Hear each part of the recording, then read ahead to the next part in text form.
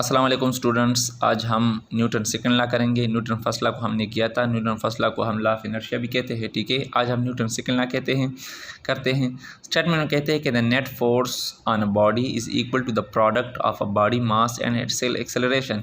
For example यहाँ पर इसकी जो मैथमेटिकल फॉर्म है वो इस तरह है कि the net force equal to the product of a body mass, मतलब किसी भी बॉडी के मास और इसके एक्सेलरेशन का जो हम प्रोडक्ट करते हैं वो हमारे पास क्या होगा, नेट फोर्स के इक्वल होगा। या इसी तरह a net force unbalance force apply on the body produce acceleration. अगर कोई किसी बॉडी पे हम फोर्स को अप्लाई करते हैं, ठीक है, तो इस फोर्स की वजह से उस बॉडी में एक्सेलरेशन पैदा होता है। The acceleration is directly proportional to the magnitude of the net force. ये जो एक्सेलरेशन है ना, ये डायरेक्टली प्रोपोर्शन है to the magnitude of force, मतलब जितनी फोर्स ज़्यादा होगी इतनी एक्सेलरेशन क्या होगी, ज़्यादा होगी। जितनी फोर्स कम होगी इतनी एक्सेलरेशन क्या होगी, कम होगी। And inversely proportional to the mass of the object, मतलब ये जो एक्सेलरेशन है ये फोर्स के डायरेक्टली प्रोपोर्शनल है और इसके मास के इन्वर्सली प्रोपोर्शनल है। मतलब फॉर एग्जांपल अगर किसी बॉडी का मास बहुत ज़्यादा बड़ा है तो इसमें जो एक्सेलरेशन पैदा होगा वो कम होगा।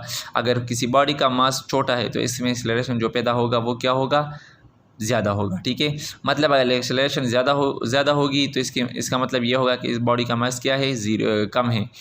अगर एक्सेलरेशन कम होगी तो इसका मतलब ये होगा कि इस बॉडी का मास क्या है, ज़्यादा है। The acceleration is the same direction as that if we the net force apply, ठीक है। अगर हम किसी डायरेक्शन में, फॉर एग्जांपल ये एक बॉक्स है, इस डायरेक्शन में हम फोर्स अप्लाई करते हैं तो एक्सेलरेशन जो पैदा होगा वो भी इसी डायरेक्शन में पैदा होगा। अब कोई ऑब्जेक्ट है, इस पे हम ऊपर से फोर्स अप्लाई करते हैं नीचे से, तो एक्सेलरेशन भी इसी डायरेक्शन में क्या होगा, पैदा होगा। तो देखिए इक्वेशन 1 और इक्वेशन 2 को हम कंबाइन करते हैं। A is directly proportional to F and B M is directly proportional to A. यहाँ पर हम कांस्टेंट ऑफ प्रोपोर्शनलिटी को डिनोट करते हैं कैसे, और के हमारे पास बराबर है 1 के। तो अगर इन दोनों को हम कंबाइन कर दे तो A is equal to F divide by M, ठीक है। तो बोथ साइड किससे मल्टीप्लाई कर ले, एम से मल्टीप्लाई कर ले। तो यहाँ पर भी हम m से मल्टीप्लाई करेंगे, यहाँ पर भी हम m से क्या करेंगे, मल्टीप्लाई करेंगे। तो ये m कैंसिल हो जाएगा, तो f is equal to ma। ये जो Newton second law tell us that the acceleration a will be largest when force is largest. ये लॉ हमें क्या बताता है, यह लॉ हमें बताता है कि एक्सेलरेशन तब ज़्यादा होगी जब हमारे पास फोर्स ज़्यादा होगी, ठीक है। अच्छा, न्यूटन की जो थर्ड लॉ है वो ये है कि every action is a reaction. हर अमल का एक रद्द अमल होता है। Action and reaction are equal in magnitude. Action और रिएक्शन, अमल और रद्द अमल मिकदार में, मैग्नीट्यूड में बराबर होते हैं, बट अपोजिट इन डायरेक्शन। लेकिन इसकी जो डायरेक्शन होगी वो क्या होगी, वो अपोजिट होगी, ठीक है। यहाँ पर लिखते हैं कि when an object exert force on a second object, एक ऑब्जेक्ट दूसरे ऑब्जेक्ट पे फोर्स क्या करती है, अप्लाई करती है।